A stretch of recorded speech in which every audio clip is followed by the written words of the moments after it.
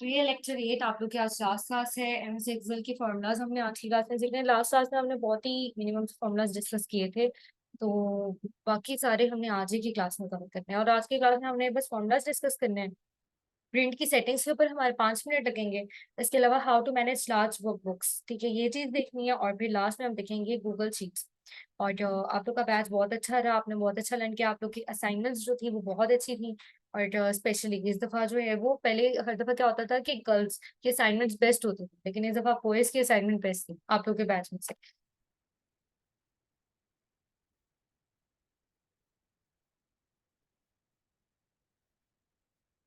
चलिए ठीक है, स्टार्ट करते हैं आज की क्लास।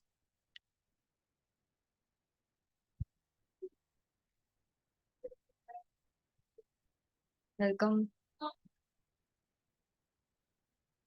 अच्छा, तो सबसे पहले हम आते हैं मैक्सिमम और मिनिमम के फंक्शन।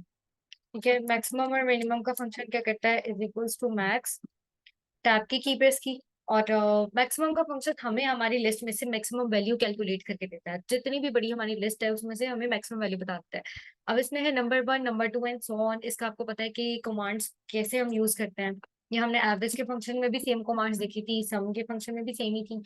तो यहाँ पर मैंने अपनी लिस्ट सेलेक्ट कर लिया, एंटर की प्रेस की, तो यहाँ पर उसने मुझे मैक्सिमम वैल्यू बता दी।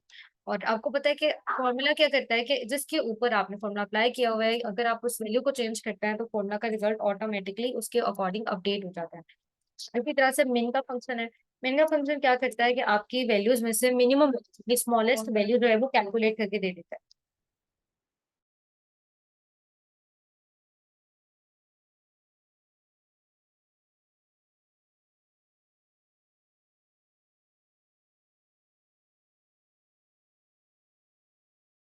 अपडेट के फंक्शन के अंदर आते हैं।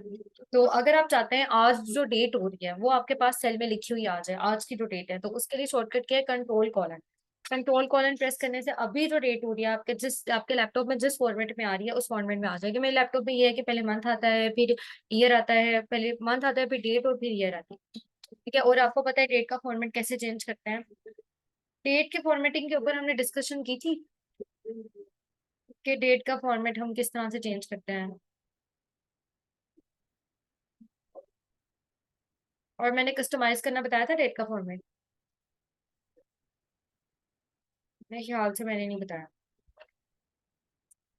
तो कंट्रोल कॉलन से हम यहाँ पर डेट मेंशन, वो एक्चुअली ना, एक और एमएस ऑफिस का बैच भी चल रहा होता है 2 टाइम्स। एक टाइम पे 2 बैच चल रहे होते हैं एमएस ऑफिस के, और 2 बैच चल रहे होते हैं एडवांस एक्सेल के। तो वो नहीं याद रहता कि कौन से बैच में कौन सी बात होती है, तो इसलिए मैं आप लोगों को।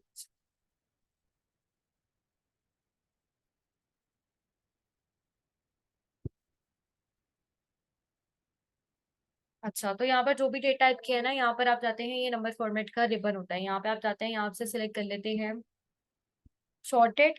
और यहाँ से आप सिलेक्ट कर लेते हैं लॉन्ग डेट फॉर्मेट। तो ये फॉर्मेट हमें चाहिए तो नहीं होते ना, शॉर्ट डेट चाहिए होता है ना लॉन्ग डेट चाहिए होता है। हम यूजुअली कौन सा यूज करते हैं, उसके लिए आप इस पे क्लिक करें, स्मॉल एरो पे क्लिक करते हैं। यहाँ पर आप कंट्रोल 1 प्रेस करते हैं। कंट्रोल 1 प्रेस करते ही ये विंडो आपके सामने ओपन हो जाएगी। यहाँ पे आपने डेट के फॉर्मेट में जाके सिलेक्ट कर लेना है अपनी मर्जी का फॉर्मेट, जो भी आपने अप्लाई करना है। मोस्टली हम ये वाला अप्लाई करते हैं, ये वाला। ठीक है, तो ये डेट का फॉर्मेट जो है वो यहाँ पर अप्लाई होगा। और इसके अलावा आप अपनी मर्जी से भी कस्टमाइज कर सकते हैं, वो भी मैं बताती हूँ, पहले हम ये फंक्शन डिस्कस करेंगे। तो कंट्रोल कॉलन से क्या होता है कि एक ही आपकी जो डेट होती है ना, एक ही की प्रेस करने से कंट्रोल कॉलन से वो आपके पास यहाँ पर लिखी हुई आ जाती है, लेकिन ये अपडेट नहीं होगी। मतलब कल अगर मैं शीट ओपन करूँ तो ये कल के अकॉर्डिंग नहीं होगी। अगर आप चाहते हैं कि जो डेट आप यहाँ पर मेंशन करें वो रोज ब रोज अपडेट होती जाए उस डे के अकॉर्डिंग, तो उसके लिए हम यूज करते हैं टू डे का फंक्शन। टू डे टाइप किया और ब्रैकेट क्लोज करके सिंपली, तो जो डेट हो रही होगी वो यहाँ पर आ जाएगी। इसके अलावा करंट टाइम के लिए हम यूज करते हैं control shift colon. Control shift colon press करते ही अभी जो टाइम हो रहा होगा वो यहाँ पर आ जाए। इसके अलावा जो आपकी डेट आ रही है, अगर आप चाहते हैं कि उस डेट में, मतलब कि कभी कभी हमें क्या होता है कि हमारे पास अगर एक डेट आ रही होती है तो उसमें से हमें डे एक्सट्रैक्ट करना होता है, या मंथ या फिर ईयर एक्सट्रैक्ट करना होता है। तो उसके लिए हम यूज करते हैं इज इक्वल्स टू टेक्स्ट का फंक्शन। सेम फंक्शन यूज करके हम एक डेट में से उसका डे भी निकाल सकते हैं, उसका मंथ और उसका ईयर भी। आपकी की प्रेस की, और यहाँ पर वैल्यू में ना आपने उस डेट पर क्लिक कर देना है जिसका डे, मंथ या ईयर आप एक्सट्रैक्ट करना चाहते हैं उसमें से, कोमा। और फिर आपने ना फॉर्मेट टेक्स्ट के अंदर डबल डे यूज कर देना है। अगर आप चाहते हैं कि आपके पास डे की डेट है तो उसके लिए डबल डे यूज करें। ठीक है। और आपको पता है कि किसी भी फंक्शन में जब भी हम लिखते हैं टेक्स्ट तो उसको हम डबल इन्वर्टेड कॉमा में लिखते हैं। तो यहाँ पर मैंने डबल डी लिखा है डबल इन्वर्टेड कॉमा में। और अगर आप चाहते हैं ये देखिए फिर उससे आपके पास डे की डेट आ जाएगी। लेकिन अगर आप चाहते हैं कि डे का हाफ नेम आए तो उसके लिए ट्रिपल डी। तो डे का हाफ नेम आएगा, जो भी उस डेट को डेट बन रहा होगा उसका हाफ नेम आ जाएगा। लेकिन अगर आप डे का फुल नेम चाहते हैं तो टेट्रा। तो डे के लिए हम यूज करते हैं डबल डी, ट्रिपल डी या टेट्रा। और इसी तरह से मंथ के लिए जो है वो हम सेम टेक्स्ट का फंक्शन यूज करते हैं। वैल्यू पे क्लिक करेंगे और डबल एम मंथ के लिए यूज करेंगे अगर हमें मंथ की डेट चाहिए तो। अगर हमें मंथ का हाफ नेम चाहिए तो ट्रिपल एम। और अगर फुल नेम चाहिए तो टेट्रा एम। तो सेम फंक्शन यूज करके जो है वो आप।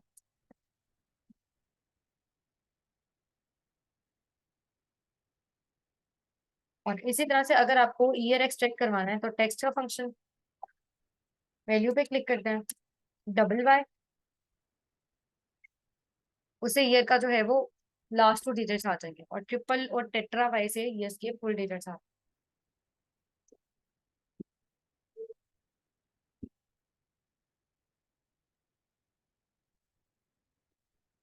अच्छा, अब हम आते हैं वी लुकअप के फंक्शन पे। वी लुकअप का फंक्शन क्या करता है, इसमें V stands for vertical and lookup means लिखना। ये फंक्शन हमारे ऐसे डेटा के ऊपर काम करके देता है जो डेटा वर्टिकली लिखा हो, यानी टॉप टू बॉटम लिखा हो। ये सारी वैल्यूज वर्टिकली लिखी हुई है ना, ऊपर से नीचे की तरफ वर्टिकली डेटा है ये। इस तरह का हॉरिजॉन्टल डेटा नहीं। तो वी लुकअप का फंक्शन जो है वो लगता है वर्टिकल डेटा के ऊपर। तो अब ये करता क्या है, आपके डेटा में से अगर आपको कोई भी वैल्यू एक्सट्रैक्ट करके चाहिए हो ना, वो आपको यहाँ पर लिख के दे देता है। मतलब कि अगर ये मेरे पास डेटा लिखा हुआ है जहाँ पर प्रोडक्ट्स के नाम है, उनके सेल्समैन, उनकी क्वांटिटी सोल्ड और प्राइसेस लिखी हुई है, अगर मुझे यहाँ पर इस जगह पे सिर्फ इन प्रोडक्ट्स के अकॉर्डिंग इनकी प्राइसेस चाहिए ना, तो ये काम मुझे वीलुकअप करके देगा। मतलब कि आपके लार्ज डेटा में से आपको कुछ वैल्यूज ढूंढ के दे देता है। ठीक है। किसी चीज के अकॉर्डिंग आपको वैल्यूज ढूंढ के दे देता है, किसी चीज के अकॉर्डिंग मतलब इन प्रोडक्ट्स के अकॉर्डिंग। और ये प्रोडक्ट्स तो लिखी हुई है ना यहाँ पे। अगर मुझे किसी सेल्समैन के सामने उसकी क्वांटिटी सोल्ड चाहिए हो तो वो भी मैं वीलुकअप से एक्सट्रैक्ट करवा सकती हूँ। तो फंक्शन क्या करता है कि आपके किसी लार्ज डेटा में से, अभी यहाँ पर तो स्मॉल डेटा ना जिससे हम समझ रहे हैं, ठीक है, लेकिन वीलुकअप फंक्शन जो है वो किसी लार्ज डेटा में से आपको वैल्यूज एक्सट्रैक्ट करके दे देता है। और ये वैसे सेम शीट के ऊपर ही है, मतलब इसी शीट पर आंसर चाहिए और इसी शीट पर जो है वो मेरे पास डेटा लिखा हुआ है, लेकिन हम डिफरेंट शीट भी यूज कर सकते हैं। मतलब कि डेटा पड़ा हुआ है किसी और शीट पे और आंसर चाहिए किसी और शीट में। मोस्टली ऐसे ही होता है जब हम इसको डेली रूटीन में यूज करते हैं।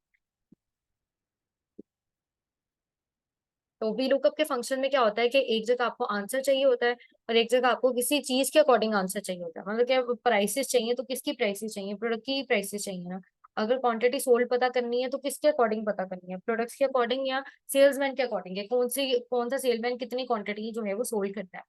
तो सेल्समैन के अकॉर्डिंग पता करनी है, प्रोडक्ट्स के अकॉर्डिंग पता करनी है। तो यहाँ पर एक चीज होती है जिसको हमने देखते हुए हमारे आंसर तक पहुंचना होता है। ठीक है। वो चीज कहलाती है लुकअप वैल्यू। यानी लुकअप वैल्यू होती है वो वैल्यू जो आपको आपके आंसर तक लेकर जाती है, जिसके अकॉर्डिंग आप अपना आंसर ढूंढते हैं। अब यहाँ पर प्रोडक्ट्स के अकॉर्डिंग ही हम उसके प्राइसेस यहाँ पर ढूंढेंगे ना, तो इसको बोलते हैं लुकअप वैल्यू।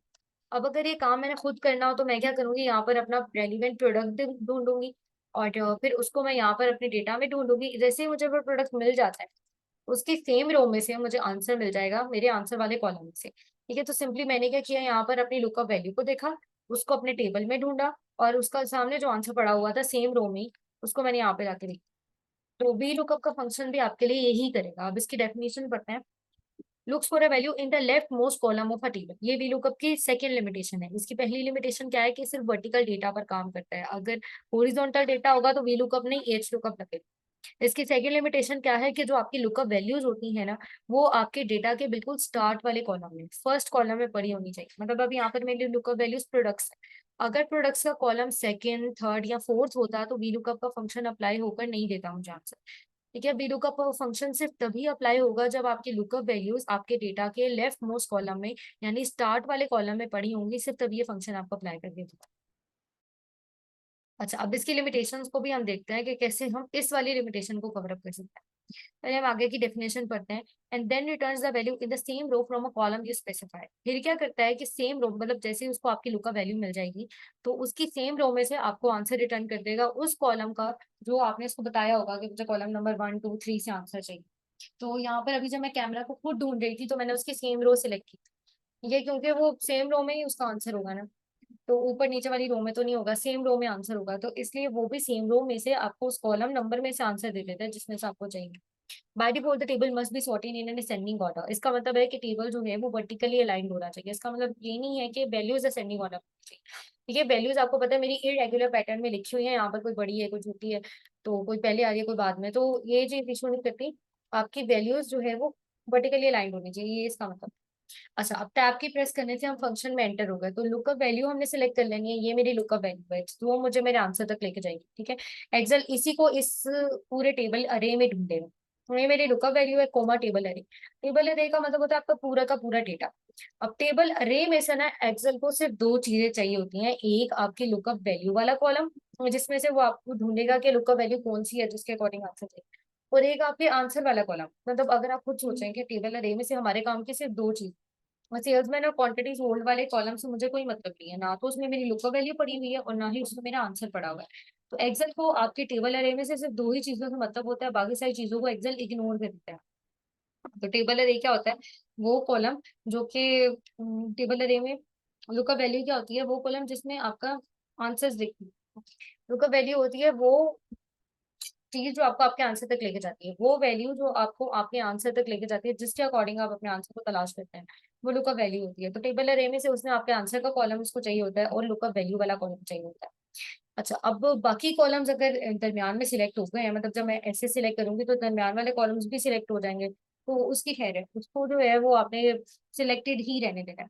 लेकिन टेबल अरे आप वहां से सिलेक्ट करना शुरू करेंगे जहाँ पे आपकी लुकअप वैल्यू स्टार्ट, कि इससे हम इसकी पहली लिमिटेशन को कवर अप कर सकते हैं। इसकी पहली लिमिटेशन थी ना, looks for a value in the left most column of a table, यानी आपकी लुक ऑफ वैल्यू टेबल के लेफ्ट मोस्ट कॉलम पे पड़ी होनी चाहिए। तो उसको कैसे पता चलेगा कि टेबल का लेफ्ट मोस्ट कॉलम क्या है, उसको तो बस उसी रेंज का पता चलेगा ना, मतलब हम जो टेबल अरे की रेंज उसको बताएंगे वो उसी में से देखेगा कि आपका लेफ्ट मोस्ट कॉलम क्या है। मतलब एक्सेल आपकी पूरी शीट को टेस्ट नहीं करेगा कि कहाँ पे आपका डेटा पड़ा हुआ है और उसका लेफ्ट कॉलम क्या बनता है। एक्सेल सिर्फ उसी टेबल को देखेगा जो आप इसको सिलेक्ट करके बताएंगे टेबल अरे में, तो वो ये देखेगा कि आपकी लुकअप वैल्यू टेबल अरे के पहले कॉलम में बन रही है या नहीं। तो आपने जब टेबल अरे सिलेक्ट करनी है तो आपने वहां से सिलेक्ट करना शुरू करनी है जहां से आपकी लुकअप वैल्यू स्टार्ट होती है। मतलब कि अगर प्रोडक्ट्स वाला कॉलम लिखा होता है सेकंड वाले कॉलम में, तो मैं सेकंड से ऑनवर्ड्स अपना डेटा सिलेक्ट करना स्टार्ट करूँ। लेकिन अभी ये लिखा हुआ है फर्स्ट कॉलम में, तो मैं फर्स्ट से ऑनवर्ड्स अपना डेटा सिलेक्ट कर लूंगी एंड तक। जैसे ही हम टेबल रेंज सिलेक्ट करते हैं और यहाँ पर हमें ना लेफ्ट कॉर्नर में बताता है, राइट बॉटम कॉर्नर में 10R into 4C, इसका मतलब है कि मेरे टेबल रेंज में 10 रोज हैं और 4 कॉलम्स हैं। तो यहाँ पर आपने ना कॉलम नंबर नोट कर लेना होता है, इसके अकॉर्डिंग आपको पता चल जाता है कि आपको कौन से कॉलम में से आंसर चाहिए। मतलब अभी मुझे फोर्थ कॉलम में से आंसर चाहिए। कॉलम नंबर आपने शीट के अकॉर्डिंग नहीं देखना होता है, शीट के अकॉर्डिंग देखे तो फिफ्थ कॉलम बनता है प्राइस वाला, और वैसे टेबल अरे के अकॉर्डिंग देखे तो फोर्थ कॉलम बनता है। तो आपने देखना होता है टेबल अरे के अकॉर्डिंग कि आपका कौन सा वो कॉलम है जिसमें से आपको आंसर चाहिए। अच्छा, अब हो सकता है राइट में 10 और कॉलम्स आ रहे हो, मतलब राइट साइड पे मेरा डेटा तो अभी छोटा है ना, हो सकता है आपके पास जो डेटा हो उसके लेफ्ट साइड पे भी 10 कॉलम्स आ रहे हो लुकअप वैल्यू से पहले, और जो आपके जो आंसर वाला कॉलम है उसके बाद भी 10 कॉलम्स आ रहे हो, तो 30 कॉलम्स का डेटा हो सकता है। तो आपको सारे का सारी रेंज सेलेक्ट करने की बिल्कुल भी जरूरत नहीं है। स्टार्ट वहां से करें जहाँ से लुकअप वैल्यू स्टार्ट हो रही है, एंड वहां पे करें जहाँ से आपको आंसर मिल जाएगा। आंसर वाले कॉलम पे लुकअप वैल्यू एंड कर, आपको मजीद कॉलम सेलेक्ट करने की जरूरत नहीं है। मतलब ऐसा नहीं होगा कि आप अपना पूरा डेटा सिलेक्ट करें। स्टार्ट वहां से करें जहाँ से लुकअप वैल्यू, एंड वहां पे करें जहाँ पे आंसर मिल जाएगा, और फिर आपको यहाँ पर नीचे ही वो बता देगा आंसर वाले कॉलम की साइड पे कि आपका कॉलम क्या बनता है। और मैंने अब 4 कॉलम सिलेक्ट कर लिए बस। 4 मैंने क्यों सिलेक्ट किया, कॉलम इंडेक्स नंबर होता है वो कॉलम का नंबर जिसमें से आपको आंसर चाहिए। तो आंसर मुझे चाहिए 1 2 3 4। आपने टेबल अरे के अकॉर्डिंग देखना है कि मेरा आंसर वाला कॉलम का नंबर क्या है जिसमें से मुझे आंसर चाहिए। फोर्थ कॉलम है जिसमें से मुझे आंसर चाहिए, ये हो गया मेरा कॉलम इंडेक्स नंबर।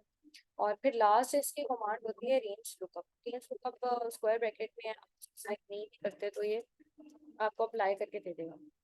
तो रेंज लुकअप क्या होता है, ये एग्जैक्ट मैच होता है, अप्रोक्सीमेट मैच की सिलेक्शन होती है कि अगर आप चाहते हैं कि आपके लुकअप वैल्यू को वो एग्जैक्ट ढूंढे, मतलब कि अगर कैमरा है तो वो कैमरा उसको मिले तभी वो आंसर रिटर्न करे, एग्जैक्ट मैच तो उसके लिए 0। और अगर अप्रोक्सीमेट मैच आप चाहते हैं ना, मतलब कि अगर उसको कैमरा नहीं मिलता लेकिन उसे मिलता जुलता लफ्ज मिल जाता है, मतलब कैम मिल जाता है, CM कैम, तो वो आपको रिटर्न कर दे आंसर। तो इसके लिए हम यूज करते हैं अप्रोक्सीमेट मैच के लिए 1, वैसे हम 0 ही यूज करते हैं एग्जैक्ट मैच के लिए। और फिर इस फंक्शन को हमने कर लिया ड्रैग, ड्रैग कैसे करते हैं? जिस सेल में आपका फंक्शन अप्लाइड होता है और जहां तक आपने अप्लाई कर, तो उस फंक्शन के, तो सेल के लास्ट पे आप आए ना तो प्लस का साइन बना होगा, उसको आप नीचे की तरफ ड्रैग कर लें तो आपका फंक्शन नीचे ड्रैग हो जाए। यहाँ फिर आप दूसरा तरीका भी है ड्रैगिंग का, कि जिस सेल में आपने फंक्शन अप्लाई किया और जहां तक अप्लाई करना है वो सारे सेल सिलेक्ट करके कंट्रोल डी प्रेस करते हैं तो आपका फंक्शन ड्रैग हो जाए। ड्रैग से क्या होता है कि वो जो फंक्शन आपने अप्लाई किया होता है वो नीचे वाले सेल्स पे भी अप्लाई हो जाता है। अब यहाँ पे देखिए कैमरा पे अप्लाइड हो रहा है, वहाँ पे वो ज्वेलरी पे अप्लाइड है, यहाँ पे लैपटॉप्स और यहाँ पे कॉस्मेटिक्स पे। होता क्या है, जब आप किसी भी फंक्शन को टॉप टू बॉटम ड्रैग करते हैं, ऊपर से नीचे की तरफ लेके आते हैं, तो एक्सेल क्या करता है, वो रोज बढ़ाता है, रोज को चेंज कर जाता है। अब यहाँ पे देखिए ना, यहाँ पे रो थी J8, यहाँ पे रो हो गई है J9, J9 से ना रो ये वाली की बजाय अब ये वाली पर आ गई है। कॉलम सेम ही रहता है। जब आप फॉर्मूला को टॉप टू बॉटम ड्रैग करते हैं तो रोज चेंज होती है, जब आप फॉर्मूला को लेफ्ट टू राइट ड्रैग करते हैं तो कॉलम्स चेंज होते हैं। तो अभी क्योंकि हमने लेफ्ट टू राइट इस तरह से तो ड्रैग नहीं किया, हमने तो टॉप टू बॉटम ड्रैग किया, तो इसलिए रोज चेंज होती है। उसने हर रो को जो है वो चेंज कर दिया, 8 की बजाय उसने कर दी है 9, फिर उसने कर दिया 10। और नॉट एप्लीकेबल का एरर, नॉट एप्लीकेबल का एरर वीलुकअप का फंक्शन आपको तब शो करवाता है जब आप जिस वैल्यू को तलाश कर रहे हैं, लुकअप वैल्यू, वो आपकी लिस्ट में ना मिले, तो वो आपको नॉट एप्लीकेबल का एरर शो करा देता है। दूसरा, इस एरर की कोई और वजह भी हो सकती है। अब यहाँ पर कॉस्मेटिक्स तो इधर लिखा हुआ है ना, फिर भी इसने नॉट एप्लीकेबल का एरर मुझे क्यों शो करवाया, उसकी रीजन ये है कि देखिए यहाँ पर जैसे ही हम रो को ट्रैक कर रहे थे ना, तो ये देखिए, ये वाली रोज का चेंज होना तो जेन्युइन था, लुकअप वैल्यूज की रोज का चेंज होना जरूरी था। अगर यहाँ पे कैमरा पे ही लगा रह जाता तो वो, जब मैं इसको ड्रैग करती तो कैमरा पे ही लगा रह जाता। ठीक है, जैसे कि अगर मैं इसको कर लेती हूँ,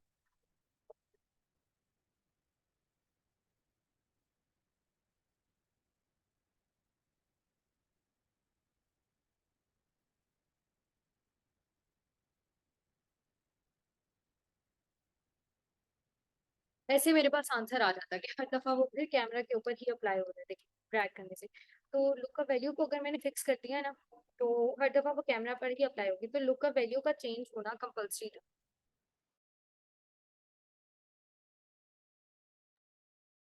ठीक है, लेकिन मेरे पास जो है वो चेंज नहीं होनी चाहिए, ये रेंज चेंज नहीं होनी चाहिए थी। अब एक्सेल करता क्या है, जितनी भी रोज आ रही होती है फॉर्मूला में, वो हर रो को इंक्रीज करना शुरू करवा देता है। ये यहाँ पर J8 है ना, उसने कर दिया J9, फिर हो गया J10, तो लुक वैल्यूज का चेंज होना तो कंपल्सरी था, तभी तो कैमरा के बाद ज्वेलरी, लैपटॉप और कॉस्मेटिक्स की बारी आएगी। लेकिन साथ ही साथ आप देखें यहाँ पर लुकअप रे जो है वो ठीक है, लेकिन यहाँ पर जो टेबल रे है नीचे वाले सेल्स में, उसने ऊपर वाली रो को छोड़ दिया और नीचे वाली रो को ले लिया। जैसे कि मैंने बताया था कि जितनी भी रोज होंगी वो उसको चेंज करता है। फॉर्मूला में जितनी भी रोज आ रही होती है ना, मतलब हर सेल की रो, हर सेल की वो फिर रो चेंज कर देता है। जितने भी सेल्स आ रहे होते हैं फॉर्मूला में, हर सेल की रो को बढ़ा देता है, ऊपर वाली को स्किप कर देता है और नीचे वाली को इंक्लूड कर देता है। इसी तरह से यहाँ पर भी उसने दो रोज को छोड़ दी है, क्योंकि दो दफा हमने फॉर्मूला ड्रैग किया था ना, दो रोज को छोड़ दिया, दो को ले लिया। अब यहाँ पे थर्ड टाइम जब हमने ड्रैग किया तो उसने तीन रोज को छोड़ दिया, तीन को ले लिया। अब जो छोड़ी थी उसमें कॉस्मेटिक्स भी था, वो उसको मिला नहीं, इसलिए उसने नॉट एप्लीकेबल का एरर शो किया। तो हम क्या करते हैं, जैसे ही हम VLOOKUP का फंक्शन अप्लाई करेंगे तो VLOOKUP, तो जैसे हम टेबल अरे सिलेक्ट करते हैं ना, टेबल अरे सिलेक्ट करते ही हम फंक्शन की और F4 की को एक साथ प्रेस करते हैं। फंक्शन की FN की होती है, फंक्शन की F4 की को एक साथ प्रेस करते हैं तो आप देख सकते हैं डॉलर्स का साइन लगा आ गया है रोज और कॉलम्स के साथ। इसका मतलब है कि आपके रोज और कॉलम्स फिक्स हो चुके हैं, उसको बोलते हैं absolute cell reference. Cell reference क्या होता है, किसी भी सेल का एड्रेस सेल रेफरेंस होता है, उसका एड्रेस में होता है उसका कॉलम नाम, उसका कॉलम नेम और उसकी रो नेम, तो ये सेल का रेफरेंस होता है, सेल का एड्रेस। तो आपने टेबल एरे को सिलेक्ट करते ही फंक्शन की F4 से उसको फिक्स कर देना है, या फिर अगर आपके पास फंक्शन की F4 से फिक्स नहीं हो रहा तो आप सिंपल F4 की प्रेस करेंगे तो फिक्स हो जाएगा। तो आप खुद भी डॉलर का साइन यूज कर सकते हैं, कुछ स्टूडेंट्स की कीज नहीं वर्क कर रही होती है, कीज वर्क करने का मतलब है कीबोर्ड का मसला होता है, तो आप जो है वो सिंपली डॉलर का साइन भी टाइप कर सकते हैं, कॉलम इंडेक्स नंबर उसको बता देंगे और अब ट्रैक किया तो अभी इशू नहीं आ रहा। तो लुकअप वैल्यू को मैंने फिक्स नहीं किया क्योंकि उसका चेंज होना जरूरी था, लेकिन टेबल अरे का चेंज होना जो है वो मसला क्रिएट कर रहा था, तो इसलिए मैंने टेबल अरे को फिक्स कर दिया। यहाँ तक सबको समझ आई? यहाँ तक किसी को भी इशू है तो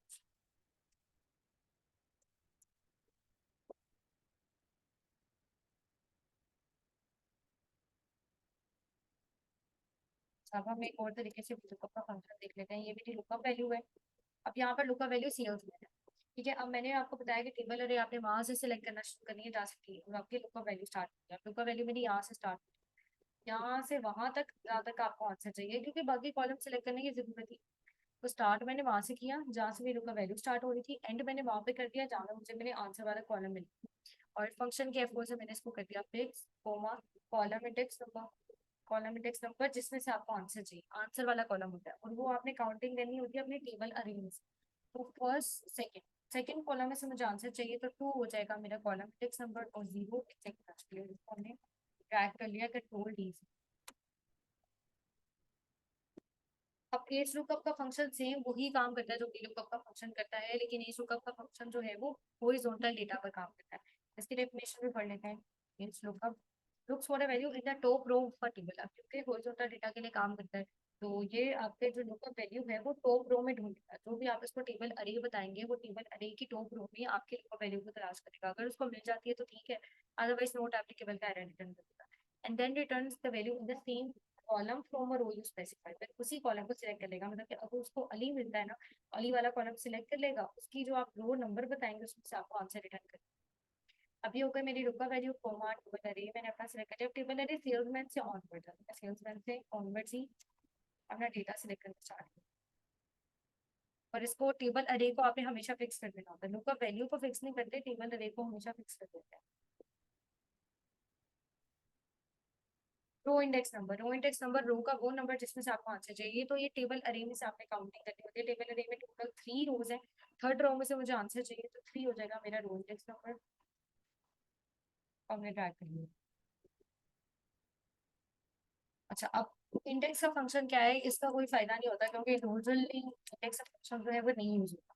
इंडेक्स का function V lookup H lookup की लिमिटेशन को कवर अप करता है कि वी लुकअप जो है वो हॉरिजॉन्टल डेटा पे काम करता है, एज लुकअप वर्टिकल डेटा पे काम करता है। वी लुकअप जो है वो आपकी लेफ्ट मोस्ट आपकी लुकअप वैल्यू को लेफ्ट मोस्ट कॉलम में ढूंढता है, एज लुकअप आपकी लुकअप वैल्यू को टॉप मोस्ट रो में ढूंढता है। जबकि इंडेक्स का फंक्शन काम वही करता है कि आपके डेटा में से आपको आपकी मर्जी की वैल्यू जो है वो एक्सट्रैक्ट करके दे देता है। ये सारी लिमिटेशंस जो है वो जो वी लुकअप और एज लुकअप की थी वो इंडेक्स के फंक्शन पर नहीं लगती। आपकी प्रेस की अरे का मतलब है आपने अपना डेटा सिलेक्ट कर लेना है।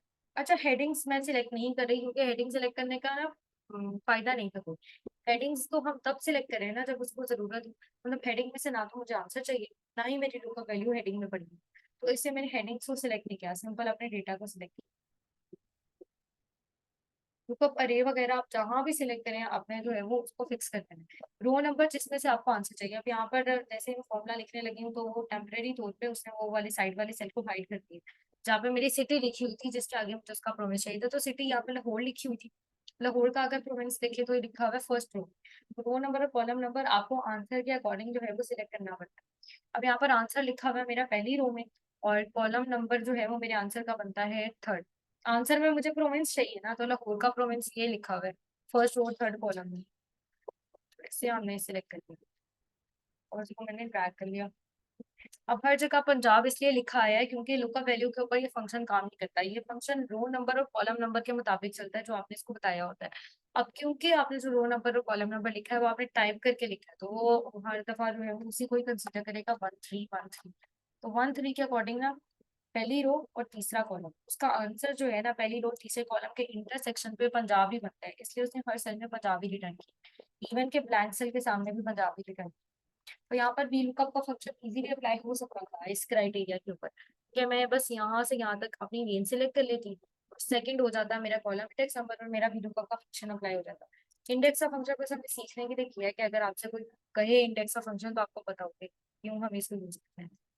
अच्छा, अब इसको ना फिर आपको हर दफा खुद ही अपडेट करना पड़ेगा। यहाँ पे आप फैसलाबाद के अकॉर्डिंग उसके रो नंबर कॉलम नंबर डालें।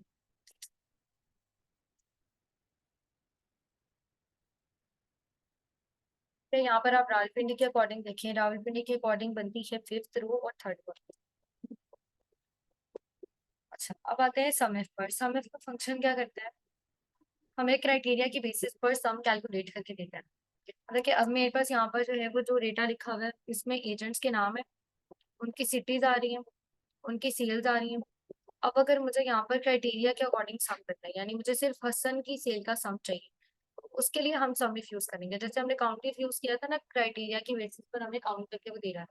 इसी तरह से सम इफ हमें हमारे अपनी मर्जी का कोई भी क्राइटेरिया होता है उसके अकॉर्डिंग हम कैलकुलेशन करा सकते हैं। इक्वल्स टू सम टैब की प्रेस की। अब इसमें सम रेंज का मतलब होता है जिसमें से आपने सम करवाना है ना वो रेंज। अब यहाँ पर मुझे हसन की सेल का सम चाहिए, लेकिन मैं ये नहीं करूंगी कि सिर्फ हसन की सेल सिलेक्ट कर लूंगी, आपने टोटल सेल सिलेक्ट करनी है, उसमें से हसन की सेल्स कौन सी बनती है वो एक्सेल खुद ढूंढेगा, कि आपने उसको टोटल टोटल रेंज बतानी होती है। तो सम रेंज में आपको सारी वैल्यू सिलेक्ट करेंगे जिसका सम हो सकता है, मतलब आपके जहाँ पे सम वाली वैल्यूज पड़ी होंगी है ना, वो पूरा कॉलम आप सिलेक्ट कर लेंगे इस तरह से।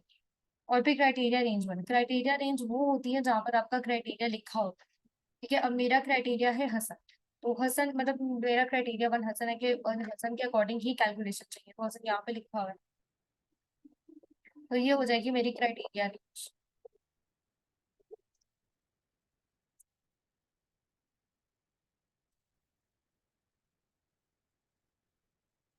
समिफ में सबसे पहले आप उसको रेंज बताते हैं, रेंज आपने अपने पूरे डेटा की बतानी है, उसमें हेडिंग सेलेक्ट करने की जरूरत नहीं है।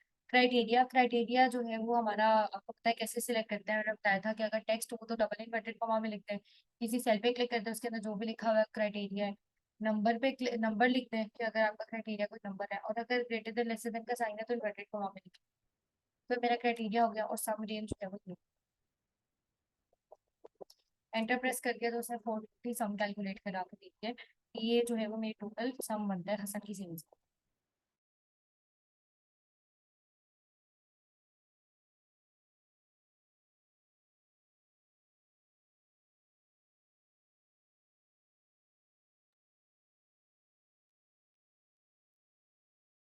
तो ये है सम इफ का फंक्शन। आप पहले अपनी टोटल रेंज सेलेक्ट कर लेते हैं, फिर आप उसको अपना क्राइटेरिया बताते हैं, और सम रेंज आप हर चीज आपने टोटल टोटल सेलेक्ट करनी है। अब ये नहीं कि आप अपने क्राइटेरिया के अकॉर्डिंग खुद ही ढूंढने बैठे, मतलब अगर आप खुद ही कर रहे हैं तो फिर एक्सेल क्या करेगा, आपने उसको टोटल बताना है, एक्सेल फिर आगे से जो है वो खुद कंक्लूड करेगा कि आपके क्राइटेरिया के अकॉर्डिंग कौन सी सेल इक्वल्स टू सम है। अब काउंटिस में क्या हुआ था कि जब एक से ज्यादा क्राइटेरिया हमें चाहिए थे, एक से ज्यादा क्राइटेरिया के अकॉर्डिंग आंसर चाहिए था, तो हम काउंट इस पर गए। इसी तरह से आप सम इफ के फंक्शन से एक क्राइटेरिया का आपको आंसर देगा।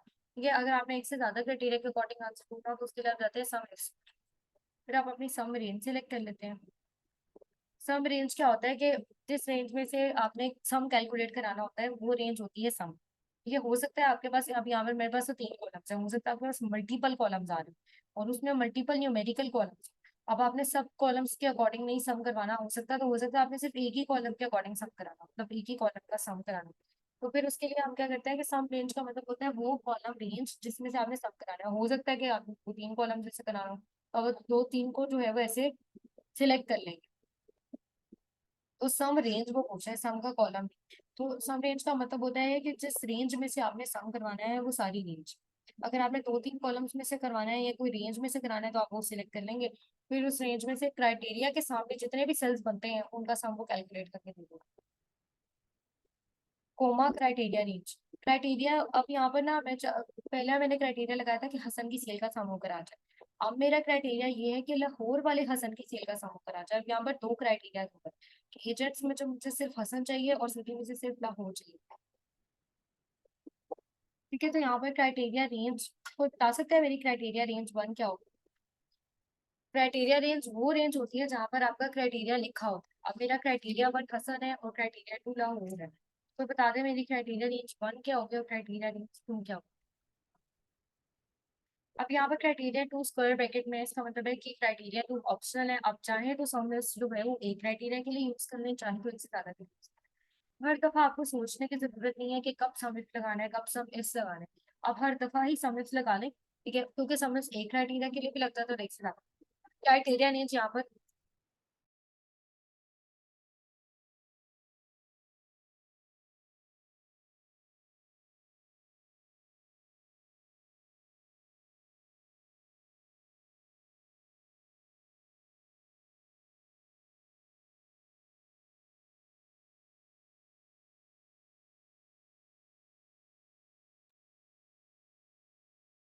क्राइटेरिया रेंज वन यहाँ पर हो जाएगा ये वाला कॉलम, और क्राइटेरिया रेंज टू यहाँ पर हो जाएगा ये वाला कॉलम। क्राइटेरिया रेंज वो कॉलम होता है जहाँ पर आपका मतलब वो रेंज जहाँ पर आपका क्राइटेरिया लिखा होता है। ये क्राइटेरिया रेंज वन है, और कोमा क्राइटेरिया वन मेरा ये लिखा हुआ है। कोमा क्राइटेरिया रेंज टू ये है, और यहाँ पर मेरा क्राइटेरिया एंटर प्रेस किया तो यहाँ पर सम इसका जो है वो आंसर आ गया। अच्छा, इसी तरह से अगर मुझे इन वैल्यूज के अकॉर्डिंग सम कराना हो, मतलब मेरी जो सम रेंज है उसी के ऊपर मेरा क्राइटेरिया लग रहा है कि मुझे उन वैल्यूज का सम होकर चाहिए जो ग्रेटर देन 200 भी है और लेसर देन 350 है। तो ग्रेटर देन 200 की वैल्यूज ये बनती हैं और लेसर देन 350 की वैल्यू जो है वो ये बनती है।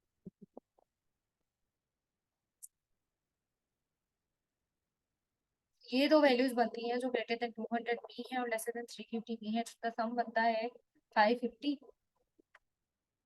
और देखते हैं कि सम का फंक्शन हमें क्या रिटर्न करता है।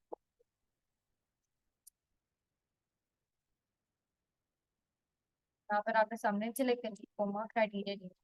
अब क्योंकि मेरा जो क्राइटेरिया है ग्रेटर देन 200 लेसर देन 350 इसी कॉलम के ऊपर अप्लाई होगा। इसी कॉलम के ऊपर मैं ढूंढूंगी कि मेरी कौन एक्सेल ढूंढेगा कि मेरी कौन सी वैल्यूज है जो ग्रेटर देन 200 भी है और लेसर देन 350 भी है। तो यही मेरी क्राइटेरिया रेंज 1 भी हो जाएगी और यही मेरी क्राइटेरिया रेंज 2 भी हो जाएगी। वैसे तो मेरा क्राइटेरिया यहाँ पे लिखा हुआ है, यहाँ पे भी क्लिक कर सकते हैं और डबल इन्वर्टेड कॉमा भी आप टाइप कर सकते हैं।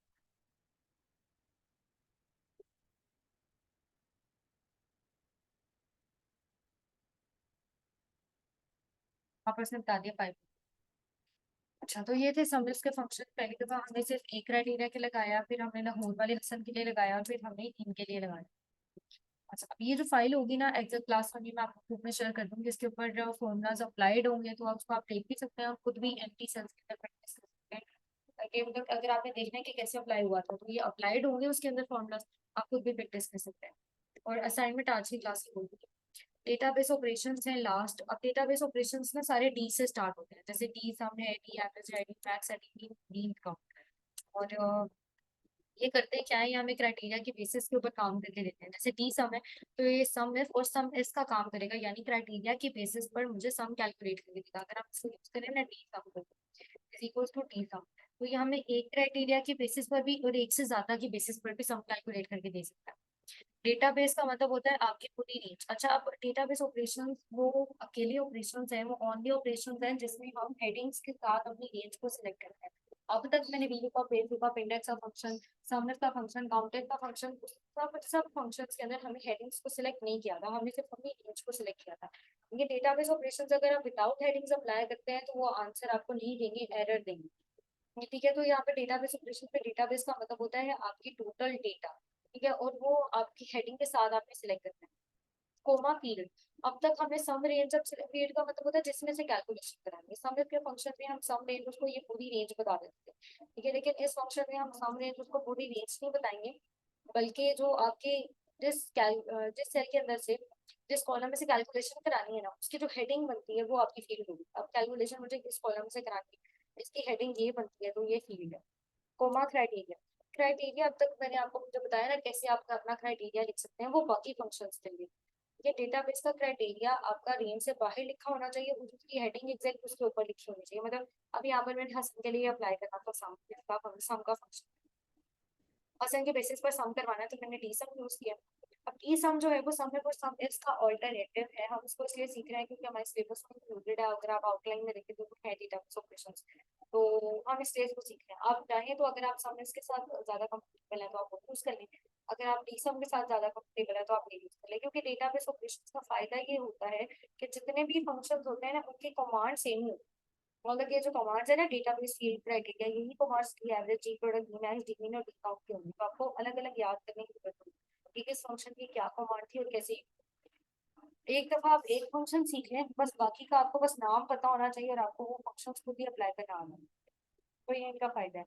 तो क्राइटेरिया डेटाबेस ऑपरेशन से आप ऐसे सिलेक्ट करते हैं। डेटाबेस ऑपरेशन ना हेडिंग्स के ऊपर काम करते हैं, इसलिए डेटाबेस सिलेक्ट करते हुए भी हेडिंग सेलेक्ट की। फील्ड उस कॉलम की हेडिंग जिसमें से कैलकुलेशन करानी है। क्राइटेरिया आपका जो भी क्राइटेरिया बाहर लिखा होना चाहिए उसकी जो हेडिंग बनती है। अब क्राइटेरिया हसन था और हसन की हेडिंग एजेंट बन, तो उसके ऊपर आपने कॉपी करके रखा और हेडिंग के साथ ही उसको आप सिलेक्ट करें। और इसी तरह से डी सम अप्लाई करके देख लेते हैं एक से ज्यादा क्राइटेरिया के लिए।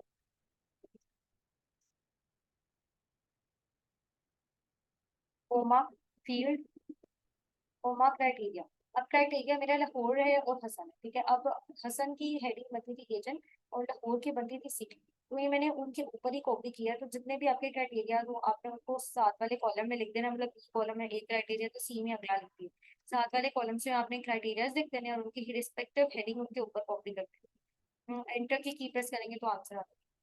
इसी तरह से अगर डी सम का फंक्शन लगाए,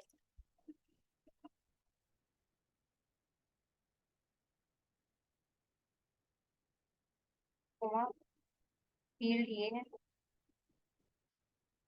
कोमा क्राइटेरिया ये, एंटर की प्रेस की क्वेश्चन 550 आंसर सेम वही उससे आंसर से करती है। और हेडिंग के साथ आपने बस इसको सिलेक्ट करना है। इसी तरह से पी एवरेज है, पी एवरेज क्या कहता है, आपको एवरेज इसका काम करके देता है, यानी क्राइटेरिया के बेसिस पर जो है वो आपको एवरेज कैलकुलेट करा।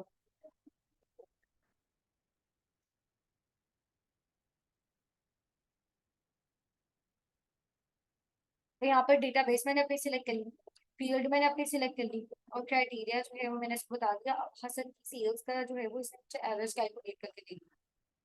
एवरेज इसकी बनती है 150, तो यहाँ पर मैंने ट्रक वालेकुम सलाम।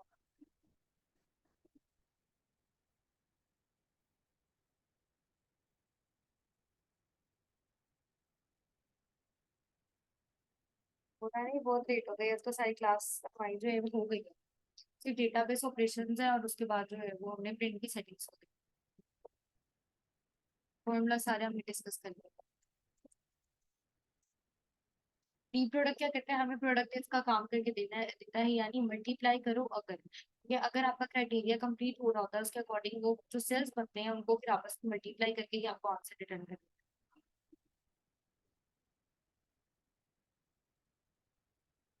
कोई बात नहीं रीवा, आप रेस्ट कर रहे हैं, आप रिकॉर्डिंग में ले लीजिएगा, क्योंकि अगर आप अभी लेंगी ना तो फिर आपको नहीं समझ आएगी ये क्लास में क्या होगा। तो आप इजीली रिकॉर्डिंग ले लीजिएगा जब फिर आपको बेटर फील करें।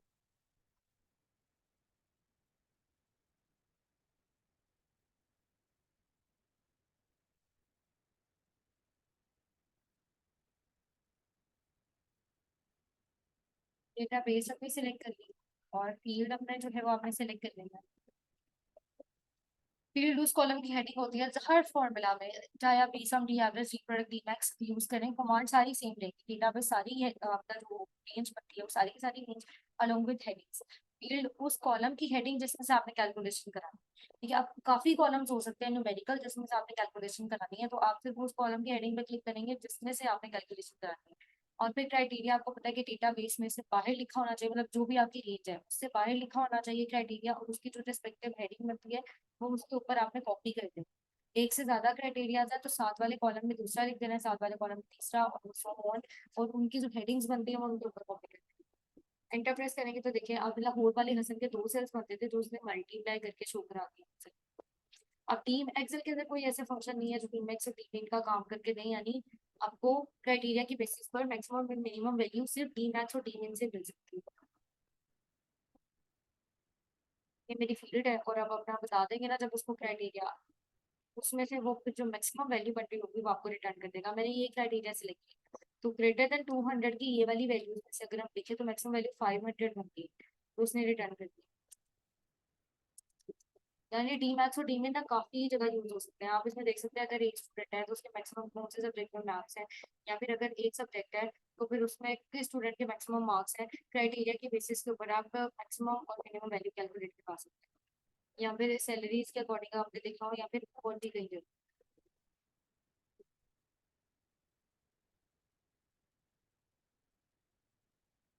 इसी तरह से डी काउंट भी आप अप्लाई कर लेंगे। आपको काउंट और काउंट ए में आपको डिफरेंस पता है, काउंट का फंक्शन सिर्फ न्यूमेरिकल वैल्यूज काउंट करता है, काउंट ए का function note empty cells count करता है। अगर आप डी काउंट यूज कर रहे हैं ना, डी काउंट अगर आप यूज कर रहे हैं तो डी काउंट के अंदर आपने वो वाले सेल के ऊपर क्लिक करना है, उस सेल की हेडिंग पे क्लिक करना है जिसमें न्यूमेरिकल वैल्यू। क्योंकि अगर आपने उस सेल की वैल्यू पर क्लिक कर दिया जिसमें जो है वो न्यूमेरिकल वैल्यू नहीं दिखी, तो आंसर चाहे आपका क्राइटेरिया अप्लाई हो रहा होगा या नहीं होगा, आपका आंसर वो जीरो शो करेगा, क्योंकि डी काउंट है। अगर आप डी काउंट ए यूज करते हैं ना,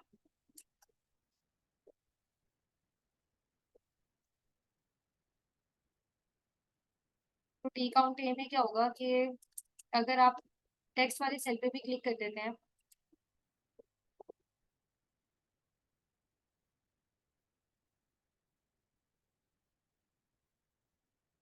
अगर आप टेक्स्ट वाले सेल में भी क्लिक कर देते हैं तो आपका क्राइटेरिया जहाँ भी अप्लाई होगा तो मतलब ग्रेटर देन 200 के अकॉर्डिंग वो वैल्यूज दिखेगा।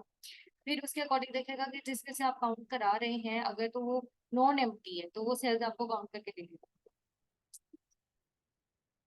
लेकिन जो डी काउंट का फंक्शन है वो सिर्फ उसमें से काउंटिंग करेगा। मतलब डी काउंट के लिए ना आपको उस सेल में से काउंटिंग करानी पड़ेगी जिसमें न्यूमेरिकल वैल्यू, जबकि डी काउंट में से आप उसमें से भी काउंटिंग करा सकते हैं जिसमें न्यूमेरिकल वैल्यूज नहीं। अच्छा, इसके अलावा लेटर्स की फंक्शन है, ये कुछ भी नहीं है। अगर आपने किसी की लेटर की लेंथ काउंट करनी हो तो is equals to L length का फंक्शन, ये आपको बता देगा कि उस टेक्स्ट में कितने नंबर ऑफ कैरेक्टर। ठीक है, लेंथ का फंक्शन, और फिर आप टेक्स्ट सिलेक्ट कर लो। तो एंटर प्रेस किया और सिंपली इसको तैयार कर लिया।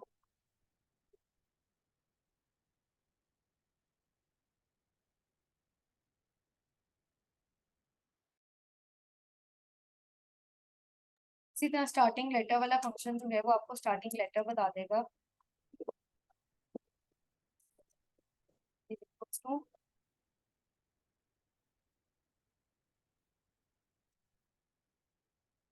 टेक्स्ट अपना सिलेक्ट किया और उसमें से उसको बता देना नंबर ऑफ कैरेक्टर जितने आपको स्टार्ट से चाहिए। तो लेफ्ट का फंक्शन आपको स्टार्ट से नंबर ऑफ कैरेक्टर्स एक्सट्रैक्ट करके बता देगा। इसी तरह से जब, क्योंकि हमने स्टार्टिंग लेटर के लिए लेफ्ट वाला फंक्शन यूज किया, तो एंडिंग लेटर के हम यूज करेंगे राइट वाला फंक्शन।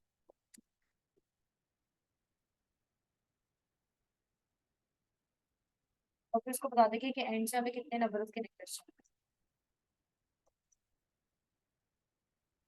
सब आते हैं प्रिंट की सेटिंग्स में। कंटेंट की सेटिंग्स हम इसलिए सीख रहे हैं क्योंकि एक चीज इंक्लूडेड है पेज ब्रेक। कंट्रोल पी पर अगर आप आते हैं ना तो डायरेक्टली आप प्रिंट में आ जाते हैं, या फिर आप फाइल में आके भी प्रिंट पे आ सकते हैं। तो यहाँ पर अगर आप देखें तो प्रिंटर आप अपना सिलेक्ट कर सकते हैं जिस प्रिंटर पे आपने अपना जो है वो प्रिंट निकलवाना है। तो ये प्रिंटर आपको आईटी वाले कनेक्ट करके देंगे। अगर आपने ऑफिस से निकलवाना है ना अपना प्रिंटर, तो वो आपके डिवाइस को प्रिंटर से आईटी वाले कनेक्ट कर देते हैं। तो फिर आपको उसके ऊपर क्लिक कर देंगे तो ऑटोमेटिकली जो है वो आपका प्रिंट उस प्रिंटर पे निकल के आ जाएगा। यहाँ पे ऑप्शन होती है कि अगर आपने सिर्फ एक्टिव शीट का मतलब है जिस शीट पे आपने क्लिक किया हो वो ही प्रिंट करवानी है, तो उसके लिए हम यूज करते हैं ये वाली ऑप्शन। और अगर आप इंटायर वर्क को प्रिंट करवाना चाहते हैं तो ये वाली ऑप्शन। अगर आपने कुछ एरिया सिलेक्ट किया हुआ है और आप चाहते हैं सिर्फ वही एरिया प्रिंट हो, तो सिर्फ प्रिंट सिलेक्शन पे क्लिक करें। फिर देखिए यहाँ पर जो है वो सिर्फ सिलेक्टेड एरिया प्रिंट होकर आएगा। इसके अलावा पेजेस आप डिसाइड कर सकते हैं कि इस पेज से इस पेज तक का मुझे प्रिंट चाहिए। कोलेटेड की ऑप्शन होती है कि अगर आप चाहते हैं कि सारी कॉपीज एक साथ प्रिंट होकर आए, वन टू थ्री उसके पेजेस, तो कोलेटेड। अगर आप चाहते हैं कि हर कॉपी का पहले फर्स्ट पेज प्रिंट होकर आए, फिर second second second so on, uncollated की ऑप्शन।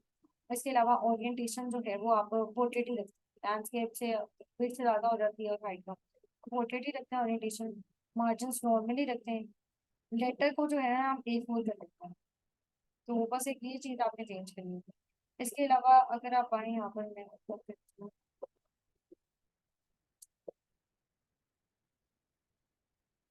अब ये वाली आपको पता है कि लार्ज फाइल थी, इसके ऊपर देखते हैं trend से। इसको वो कह रहा है कि 46 पेजेस में प्रिंट करके देगा। एमएस वर्ड में क्या होता है कि जितने भी आपके पास पेजेस आ होते हैं वो प्रिंट होकर आते हैं हर पेज के ऊपर। ठीक है, हर पेज पे प्रिंट होकर आएगा।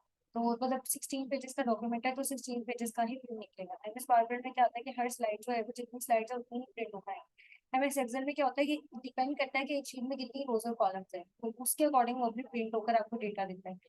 तो यहाँ पर अगर आप देखें ना तो 7 उसके कॉलम से, लेकिन प्रिंट एरिया में सिर्फ 5 शो हो रहा है, मतलब एक पेज पर सिर्फ 5 प्रिंट करा। तो यहाँ पर आप सिलेक्ट कर सकते हैं फिर all rows on one page, वो फिर उसने बता दिया कि डेटा इस तरह से लिखेगा।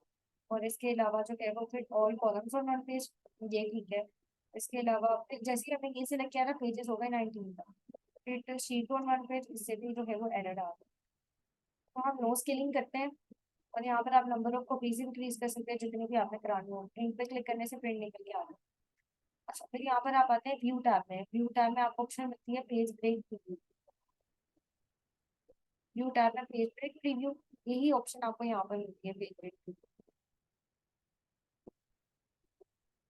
ये ठीक है, कहीं भी क्लिक करते हैं पेज ब्रेक प्रीव्यू से तो ये आपको प्रीव्यू बताता है कि वो आपको कैसे प्रिंट करके देगा। अभी जो लाइन ब्रेक है ना ये कॉलम की होती है, ये एक ही होती है। अगर हम ब्रेक लॉक पे जाएं तो ये देखिए ये 23 पेजेस है, और ये जो कॉर्नर्स है ना ये भी वो आपको पेजेस अलग अलग प्रिंट करके देगा। 23 into 2 तो ये कॉर्नर्स बच रहे हैं। तो वो 46 पेजेस आपको जो है वो इस तरह से पूरे करके दे रहा था, लेकिन जब ये प्रिंट होकर आएगा तो आपको नहीं समझ आएगी किस तरह से उसने प्रिंट होकर दिया। तो पहले हम इसका प्रिंट की सेटिंग्स मैनेज कर लेते हैं और फिर हम जो है वो अपनी फाइल को पीडीएफ में कन्वर्ट करते हैं। अगर आप एक्सेल की फाइल को पीडीएफ में कन्वर्ट करें ना तो वो सही कन्वर्ट नहीं होती, लेकिन अगर आप प्रिंट की सेटिंग्स यहाँ से करके फिर उसको पीडीएफ में कन्वर्ट करते हैं तो ठीक हो जाएगी। इसके अलावा अगर आप एक्सेल की फाइल को प्रिंट करवाने लगे तो पहले आपने प्रिंट पेज बेड प्रीमियम आपको उसको मैनेज करना है ना, और फिर आप कन्वर्ट करते हैं। अच्छा, अब आपने कंसीडर करना है कि 7 कॉलम्स अगर एक पेज में प्रिंट होकर आ जाए तो डेटा तो रीडेबल होगा। तो हम 7 कॉलम, ये जो कॉलम ब्रेक की लाइन है ना उसको हम ये सेंटर में लेके जाए, हम एंड पे ले जाते हैं। सेंटर में लेकर आए ना तो 3 कॉलम्स एक पेज पे प्रिंट होकर आएंगे, बाकी कॉलम्स आगे पेजेस पे प्रिंट होंगे। तो ये भी अच्छी प्रेजेंटेशन है, तो बेटर यही है कि हर कॉलम हर पेज पे प्रिंट होकर आए, तो यहाँ पे ये कर लिया। उसके बाद अगर आप आए ना पेज 1 के एंड के ऊपर है तो रो ब्रेक जो है ना हर पेज के एंड में होगी, कॉलम ब्रेक एक ही होती है। कॉलम ब्रेक फिर आप जो भी मैनेज करेंगे हर पेज के अकॉर्डिंग उतने ही कॉलम्स आपके पास प्रिंट होकर आएंगे, लेकिन रो ब्रेक जो है वो डिफरेंट होगी।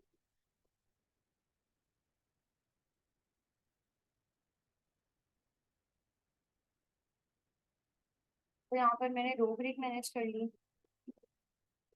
जितनी भी मुझे लगता है कि यही का पेज में रोज ठीक रहेंगी तो मैंने यहाँ पे इंक्लूड किया। इसके अकॉर्डिंग जो है वो आपने इनकी सेटिंग्स जब मैनेज करनी है, अब आप कंट्रोल की पर है। अब उसने जो है वो 46 की बजाय 15 की वजह से, अगर वो 46 इरेगुलर पैटर्न का मुझे शो करा रहा था एग्जाम में, अपने अकॉर्डिंग सेटिंग की हमने अपने अकॉर्डिंग किया तो ठीक है। अब नॉर्मल व्यू में आने के लिए आप यहाँ पे क्लिक करते हैं नॉर्मल व्यू। अब ये जो ब्रेक आ रही है ना ये टेम्परेरी होती है, अगर आप फाइल को क्लोज करके ओपन करें तो ब्रेक खत्म हो गई। तो ये थी ब्रेक की सेटिंग्स। अब हम जाते हैं गूगल स्लाइड्स पे, पूरी गूगल शीट पे।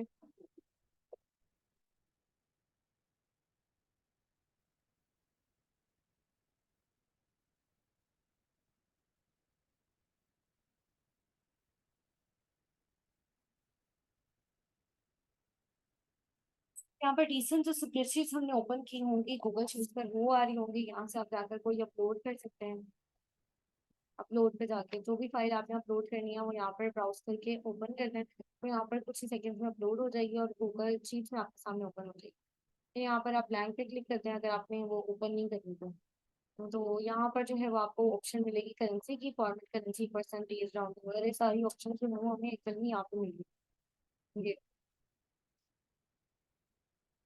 तो अगर आपने करेंसी चेंज करनी है तो आप करेंसी फॉर्मेट पे क्लिक करें और यहाँ से आके जो है वो जी यहाँ पे क्लिक करें और यहाँ से आप जो है वो अपनी करेंसी चेंज कर सकते हैं नीचे custom currency. Font style, font size, bold, italic, underline, strikethrough वगैरह ये ऑप्शन है। फिल्टर की कुछ ऑटोमेटिक फॉर्मूलाज अप्लाई करने के ऑप्शन है। लिंक लगाने के ऑप्शन है। लिंक से वैसे ही जैसे हमने एमएस वर्ड में सीखा था कंट्रोल के से सीधे लिंक लग जाएगा। कमेंट क्या होता है, जिस सेल पे आपने क्लिक किया होगा कमेंट पे क्लिक करें उस सेल का जो है ना आपका कमेंट लग जाएगा। फिर जैसे ही आप उसके ऊपर अपना कर्सर लेकर आएंगे तो शो करा रहा होगा कि किस अकाउंट से किस टाइम पे किस डेट पे लिंक लगा था, कमेंट लगा था। फिर अगर आप उसका रिप्लाई करना चाहे तो रिप्लाई कर सकते हैं, डिलीट एडिट वगैरह उस पर क्लिक करके रिप्लाई कर सकते हैं, टिक कर देंगे तो कमेंट रीड हो जाएगा। तो बस ये एक साइन से शो होगा, उसके ऊपर कर्सर लाकर आपको एक कमेंट शो होगा। फाइल टैब में जाकर जो है वो आप डाउनलोड कर सकते हैं, रीनेम कर सकते हैं अपनी फाइल को। एडिट में वही अंडू रीडू वगैरह के ऑप्शन आते हैं। फ्रीज का क्या मतलब होता है, फ्रीज का मतलब होता है कि अगर आप उस एरिया को सिलेक्ट करके फ्रीज पे क्लिक कर देते हैं ना तो वो एरिया फ्रीज हो जाता है। एडिट नहीं आप कर सकते जब तक कि अनफ्रीज नहीं करते। फिर इंसर्ट टैब में जाके चीजें इंसर्ट कर सकते हैं और ये सारी स्पेलिंग है ग्रामर चेक एमएस एक्सेल में भी लगता है। S7 की प्रेस करेंगे तो एक्सेल में भी स्पेलिंग ग्रामर चेक लग जाता है, तो एक्सेल में भी शीट बनाने के बाद स्पेलिंग ग्रामर चेक लगा दीजिएगा क्योंकि टाइपिंग करते हुए एरर आ रहा था। इसी तरह से इसको सिमिलरली सेम तरीके से शेयर करते हैं। यहाँ पर आप अपने किसी को मेल कर सकते हैं, यहाँ पर आप उसकी जो है वो एक्सेस एनिमल विद लिंक करके कॉपी लिंक करके डन कर दें। क्योंकि जहाँ पे भी आपने शेयर करना है वहाँ पे कंट्रोल भी प्रेस कर देंगे। अच्छा, एक्सेल में ना ये मसला होता है कि फाइल का साइज लार्ज होने की वजह से वो फाइल ईमेल पे नहीं सेंड हो पाती। यहाँ जो है वो आप उसको मतलब फाइल का साइज लार्ज होने की वजह से ना, अगर कोई फाइल का साइज लार्ज होता है फॉर्मूला अप्लाई करने की वजह से, उसके अंदर लिंक लगाने की वजह से और चार्ट्स वगैरह लगाने की वजह से, तो एक्सेल के फाइल्स का इशू होता है। बाकी एमएस वर्ड एमएस पावरपॉइंट के अंदर साइज का इशू नहीं होता। तो अगर आप एक्सेल की फाइल को कोई सेंड करते हैं जिसमें फॉर्मूलाज अप्लाइड हो, लिंक्स अप्लाइड हो, लिंक कैसे लगता है, alt alt N J, alt N J press करना है आपने 1 बाय 1। फिर आप यहाँ पर आए क्रिएट फ्रॉम फाइल, ब्राउज पे क्लिक करें, अपनी फाइल सेलेक्ट कर लें जिसका भी आपने लिंक लगाना है, इंसर्ट कर, डिस्प्ले एज आइकन पे क्लिक करें, ओके करें। यहाँ पर आपके पास जो है वो फाइल का लिंक आ जाएगा। तो इस तरह की ना फाइल्स का हम लिंक लगा देते हैं कि अगर किसी ने ये फिगर ट्रेस करनी हो ना तो वो इस फाइल पे जाके करें, किसी ने ये एग्रीमेंट देखना हो तो ये एग्रीमेंट अटैच है। ठीक है, तो हम एक्सेल के अंदर इसलिए ये जो है ये अटैचमेंट्स लगा देते हैं, ओल्ड एंड जे से लगाते हैं। और ओल्ड एंड जे के बाद आप अपनी फाइल पे क्लिक करके ओपन पे क्लिक करें, डिस्प्ले आइकन पे क्लिक करें, एंटर प्रेस करें। तो ये फाइल्स जब लगी होती है ना इसकी वजह से एक्सेल की फाइल का साइज लार्जर हो जाता है। तो आप ना तो किसी को मेल कर पाते हैं, और इस तरह की 2-3 फाइल्स अगर आप अपने ही डिवाइस में ओपन कर लें तो वो हैंग होने लग जाते हैं सिस्टम। तो हम मैनेज करते हैं compress Excel file online free से, जो है वेबसाइट है, वहाँ से आप फ्री ऑफ कॉस्ट मैनेज कर सकते हैं अपनी फाइल का साइज।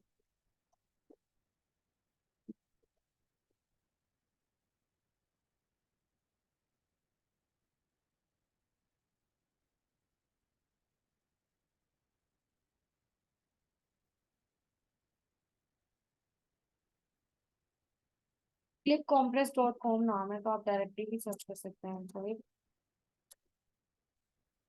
compress.com।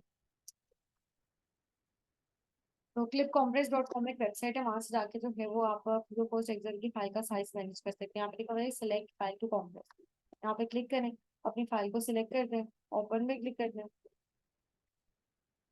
देखें उसने वहां पर अपलोड कर दिया, वहाँ पे लिखा है कंप्लीटेड डाउनलोड। ये मतलब कि उसने ना अपनी फाइल के साइज को रिड्यूस करके ना यहाँ पे शो करवा दिया।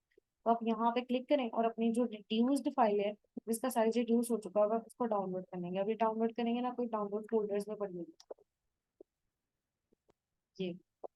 तो आपने सिंपली क्या करना है, अपनी फाइल को अपलोड करके ओपन कर देना है, कुछ ही देर में वो लाइन कंप्लीट हो जाएगी और यहाँ पर आपको लिंक आ जाएगा जिसका साइज उसने कम कर दिया होगा। और फर्दर कॉन्फिडेंशियलिटी के इशूज होता है कि हमारी फाइल में कुछ इन्फॉर्मेशन कॉन्फिडेंशियल होती है, तो हम नहीं चाहते हैं कि लॉन्गर सर्वर पर अवेलेबल रहे, तो यहाँ पर हम कर देते हैं डिलीट फाइल फ्रॉम सर्वर। तो हमारी जो फाइल है वो सर्वर से डिलीट कर देती है। तो यहाँ पर अफकोर्स हम नहीं करते हैं।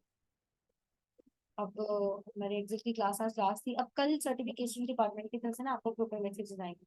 मतलब अब तो रात हो गई है ना, तो इसलिए मैं कह रही थी कि कल आएंगे। तो आज आप लोग की लास्ट क्लास है, आपका ग्रुप लॉग हो जाएगा, जितने भी मैसेजेस हैं मतलब कि आप लोग के लास्ट लेक्चर के एग्जिट क्लास 155 फाइल में ग्रुप में शेयर कर दूंगी।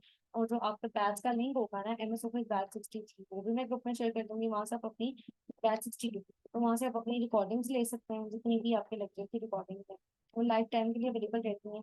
लेकिन मेरे प्रेफरेंस यही है कि वो आप अपने पास डाउनलोड कर लीजिए रिकॉर्डिंग्स को। ठीक है, क्योंकि अगर कोई इशू भी आता है तो वो आपके पास रिकॉर्डिंग पड़ेगी।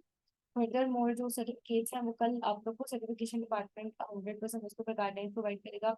वो इंस्ट्रक्टर्स नहीं हैंडल करते सर्टिफिकेशन के लिए ना, एमएसवाई का सर्टिफिकेशन डिपार्टमेंट होता है इशू करना सर्टिफिकेशन के लिए, जिनमें अप्लाई किया उनके registration, soft copy, hard copy, everything वो मैनेज करते हैं। तो आपको ना एक नंबर से मैसेज आएगा, सर्टिफिकेशन डिपार्टमेंट जो है वो उनका नेम होगा, तो व्हाट्सएप कर देते हैं आपके सेम ग्रुप में। ठीक है, उसी ग्रुप में आपको सारी गाइडेंस प्रोवाइड की जाएंगी, तो आप उन्हीं से ही कांटेक्ट कर सकते हैं, और कोई भी आप लोग की होगी। और आप लोग का कोई क्वेश्चन है तो पूछ लें, आज की क्लास से रिलेटेड फिर क्लास